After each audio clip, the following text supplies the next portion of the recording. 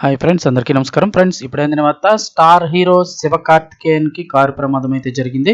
దానికి సంబంధించిన వివరాలు తెలుసుకుందాం. వీడియో పూర్తిగా చూడండి. అలాగే తప్పకుండా లైక్ చేసి ఛానల్‌ని సబ్స్క్రైబ్ చేసుకోండి. ఇంక వివరాల్లోకి వెళ్ళిపోదాము.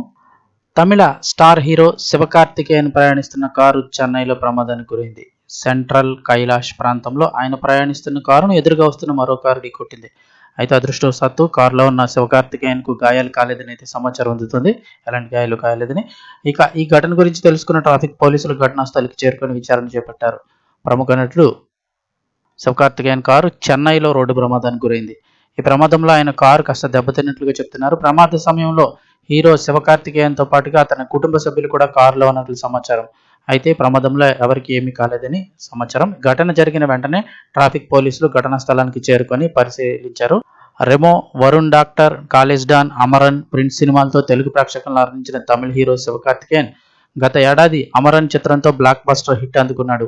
అశోక చక్ర బిరుదు గ్రహీత మేజర్ ముకుంద్ వరదరాజన్ జీవిత చరిత్రతో తెరకెక్కింది ఈ చిత్రం.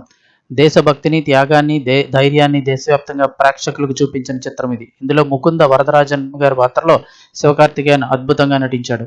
ఈ మూవీలో సాయి పల్లవి ఆర్మీ ఆఫీసర్ భారీగా నటించింది. ప్రస్తుతం శివకార్తికేయన్ హీరోగా నటిస్తున్న చిత్రం పరాశక్తి. ఈ చిత్రం 2026 జనవరి 14న విడుదలకు సిద్ధమవుతోంది. ఇది శివకార్తికేయన్‌కి 25వ చిత్రం. ఈ చిత్రానికి సుధా కొంగర కథా దర్శకత్వం బాధ్యతలను అయితే వహిస్తున్నారు. ఇక చెన్నైలో శివకార్తికేయన్ ప్రయాణిస్తున్న ఈ కారులో ఆయన కుటుంబ సభ్యులు కూడా ఉన్నారని అయితే సమాచారం చెప్తున్నారు.